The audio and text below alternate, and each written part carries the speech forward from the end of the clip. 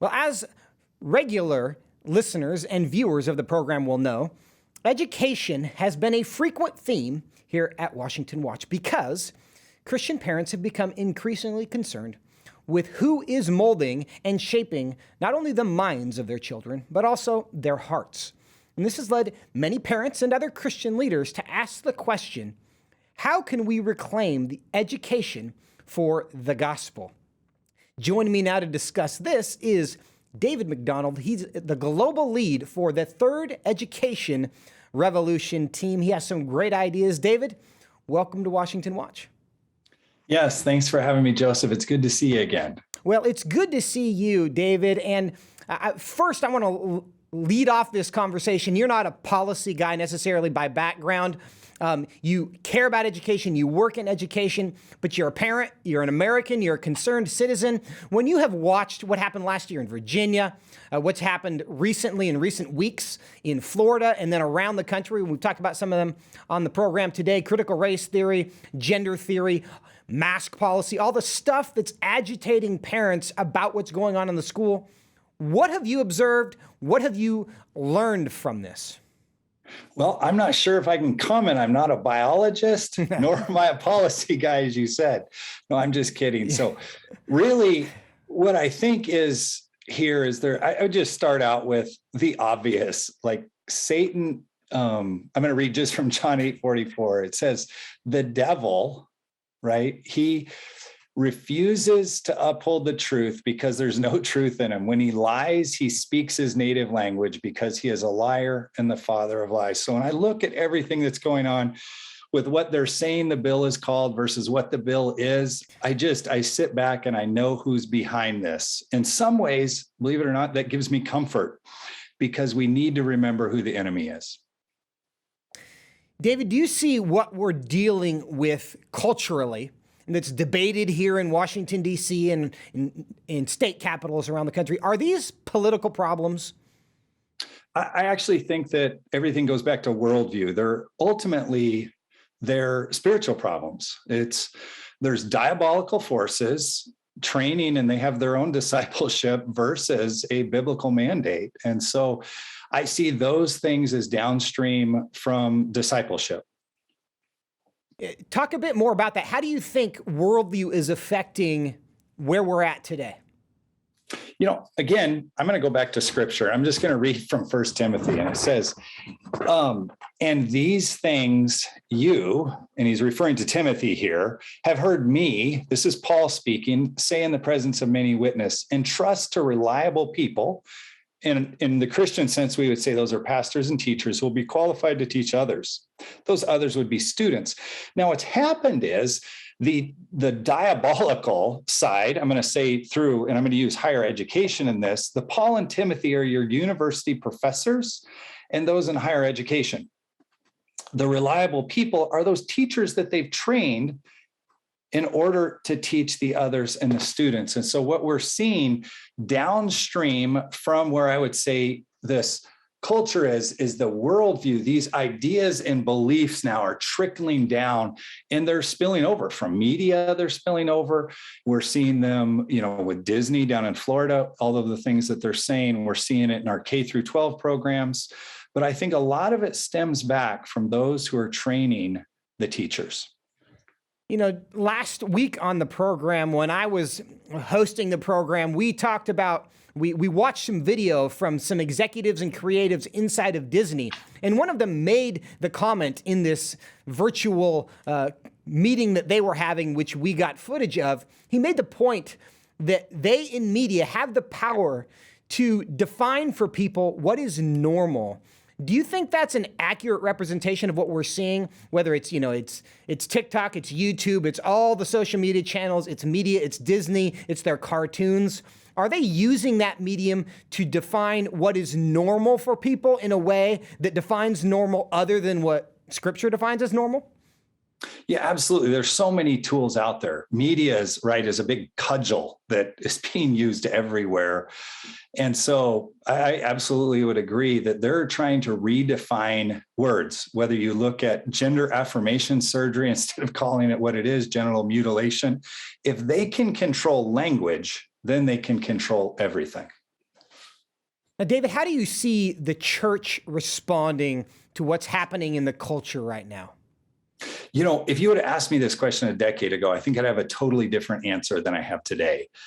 I sadly, I would have said 10, 15 years ago, the church was defined a lot by apathy. But I think what we're seeing today are concerned parents, concerned pastors. Some of them are asking, how do we get here? What do we do about it? But I see the church is awakening to a lot of the problems. It's gone so far that people are starting to wake up.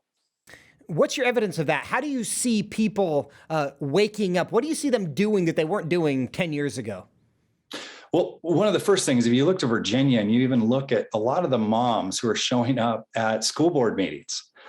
I used to be on middle school advisory board in a small town, and we would get from 0 to 1 people showing up.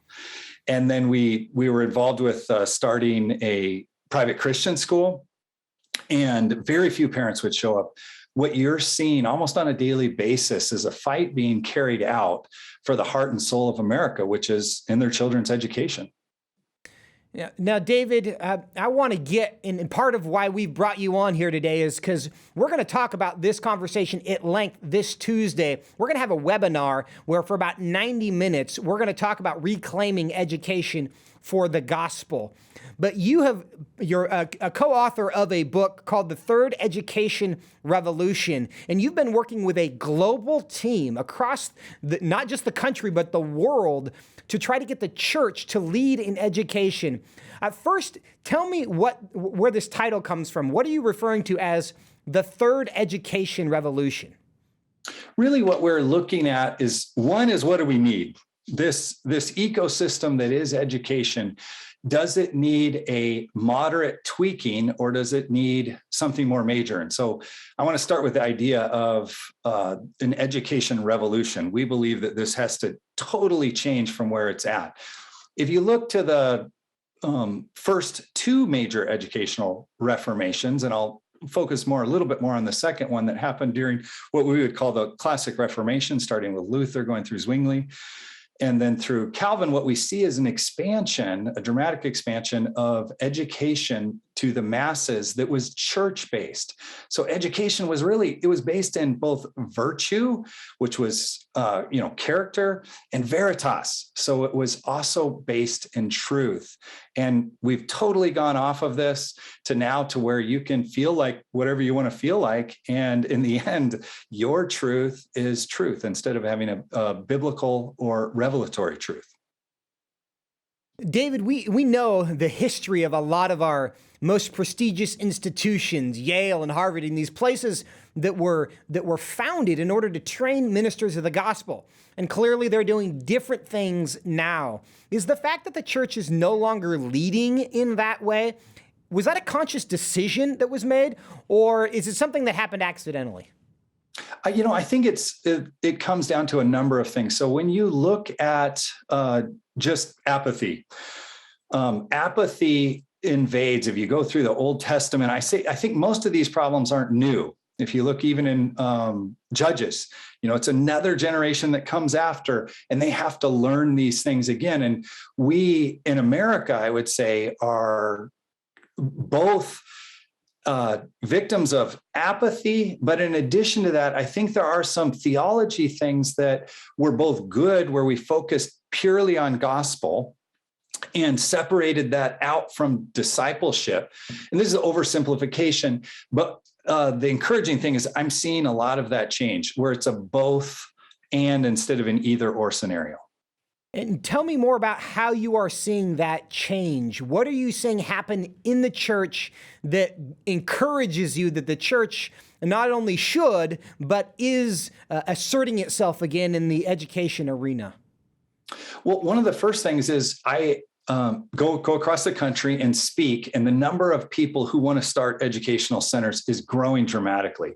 Just this year, with the model that we've kind of developed, we have 4 new educational centers that are going, and we have a number of churches that contact us on a weekly basis saying, how do we get involved back in education? How can we start discipling our own kids? And that's the first thing is just the data represents so many churches are waking up to this need. And I want to give people an opportunity to register for this event because we just don't have time today to do the subject justice. But this coming Tuesday, April 12th at 1 o'clock Eastern time, we are going to do a webinar on this issue. And we already got hundreds of people signed up from around the country. So we hope that you will join us. Go to frc.org/reclaiming education. I will be hosting. Dr. McDonald will be there as well. We will have Troy McIntosh from Ohio, who's helped start some schools there. It's going to be a great, really informative conversation that's not only the why the church needs to get involved, but how you can do it. And David, one question that I want to ask you now, and you can tease the answer to this, because I know this is an obstacle for a lot of people, is whether it's just too expensive for the church to be involved in education realistically. Yeah, that actually, I think, is one of the key questions to everything that we're facing right now. And so when I went around and I met with different colleges, university, meet with parents, cost and what are they going to come out with? What's their degree on the other side was probably my two most common questions. And so I want to give a shout out to Dr. John Jackson of William Jessup University. They have a program, and if you want to register for it, it's at jessup.edu/right way. And essentially what they're doing is they're going to match in-state tuition for a biblical worldview college and they have all sorts of degrees, even science degrees. We're working with a coalition of 10 universities. What's so special about this program is students who are in 11th and 12th grades can start this program. The first 2 years of college is going to be right around $6,000. The last 2 years will be between $11,000 and $12,000. So a total cost of a 4-year regionally accredited, that means you can take that degree anywhere, education for about $33,000. This is unparalleled. We're working with private schools in order that their 11th and 12th graders can start in college. This is going to lower student debt. It can solve all sorts of problems. If you look at the average age when people are getting married now, when they're buying their first house, in fact, one of the most easy way to combat socialism is property ownership. And so if we can get young people getting married, having children, and owning houses, a lot of this, especially within Christianity, will take care of itself. So these are just a few of the things that we'll be talking about in the webinar.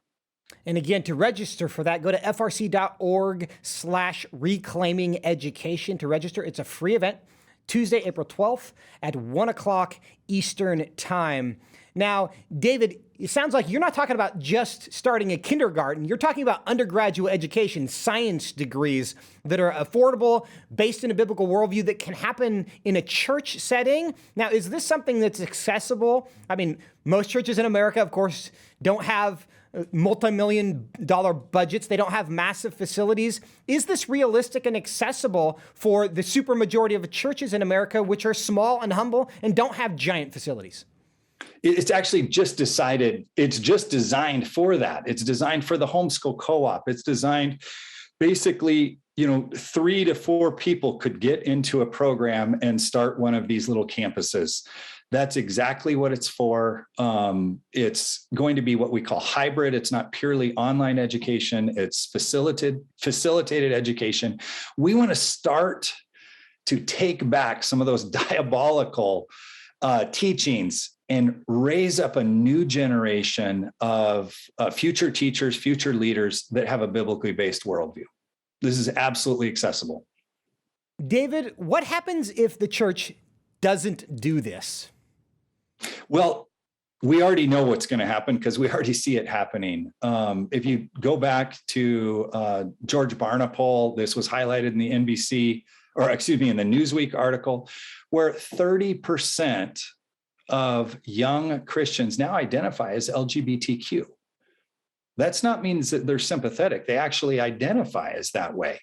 You look at 19% now of millennials don't believe in the sanctity of life. 70 to 80% of our kids are being lost as they go out. If we don't do anything, the writing's on the wall. David, maybe my last question for you, because we are out of time, but I want to remind people, go to frc.org/reclaiming education to sign up for this webinar that's going to happen this Tuesday, April 12th at 1 o'clock Eastern. That's frc.org/reclaiming education. David, you've had experience at this in a lot of levels. What's the purpose of education in about 30 seconds? I couldn't probably say it any easier. The purpose of education, we want to educate or to train people in a biblical worldview to create flourishing societies. That's the end game of all education, is a flourishing country. And the way we do that is by educating them, training them in the fear and admonition of the Lord. And you can't do that if you're sending them to people to be educated and informed by people who hate God. And that's part of the point here. Dr. McDonald, David McDonald, thank you so much for your time today. We look forward to joining you on Tuesday. See you then. All right. God bless. Thanks for having me, Joseph. God bless you.